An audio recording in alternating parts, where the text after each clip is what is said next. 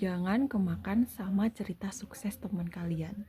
Karena pasti ada sisi gelap, sisi berdarah-darah yang nggak mereka ceritakan sama kalian. Mereka milih nyembunyiin karena ya mungkin ada perasaan biarin aja nih orang biar ngerasain apa yang aku rasain, atau biar orang ini kelihatan, wih ini orang pinter banget, wih ini orang udah sukses berat gitu kali. Berawal dari pengalaman bapakku kan itu pangkas rambut ya, jadi setiap hari dia pasti ketemu banyak orang dengan berbagai macam pekerjaannya, sampai suatu hari dia ketemu sama orang yang katanya sukses ternak kambing. Si orang ini cerita ke bapakku kalau dia itu kerja ya udah cuma ngarit aja gitu, nggak ada kerjaan sampingan selain ngarit sama gembala kambing. Karena menurut si sumber ini, kambing itu sangat menghasilkan karena setiap 6 bulan satu kali kambing itu akan beranak. Sekali beranak itu bisa 1 sampai 3 anak kambing kalau kita beruntung.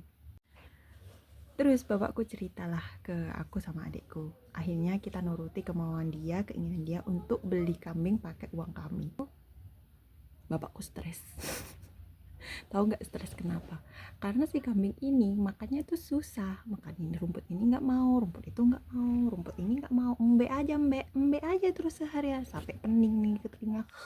Pelajari ternyata di TikTok ada salah satu konten kreator bisnis kambing yang ngasih tahu kalau embe susah makan itu bukan karena mbaknya yang rewel, tapi karena dia yang masih harus beradaptasi sama lingkungan, termasuk makanan. Pelan-pelan aku terapin 2 kali sehari makan, pagi jam 8, sorenya itu sekitar jam setengah 5 baru aku kasih makan.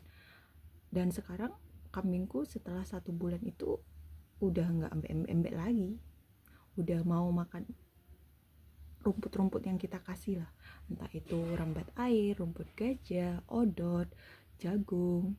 Bahkan kemarin aku kasih makan batang pohon padi, itu speechless loh. Terus kalau susah makan juga ada kakak dari temanku ngasih tahu kalau susah makan jangan di muan atau gembala gitu, karena kalau kita gembala kambing itu kan otomatis cari makanan atau rumput yang dia suka, dia milih-milih dan itu akan ke bawah sampai di kandang.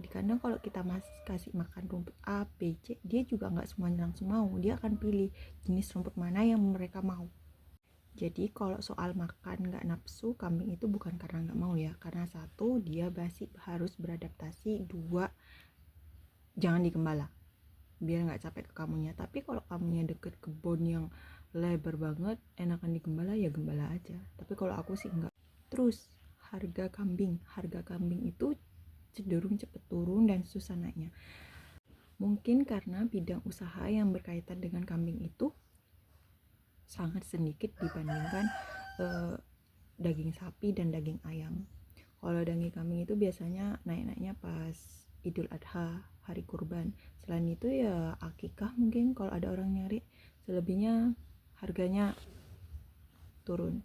Makanya aku bilang kalau ada orang cerita sukses enak melihara ini melihara itu, jangan langsung beli, jangan langsung FOMO kayak bapakku. Ujung-ujungnya stres sendiri dia, bosen sendiri dia, pengennya jual aja jual. Tapi ya untungnya kita pertahanin supaya kita nggak tekor. Jangan FOMO.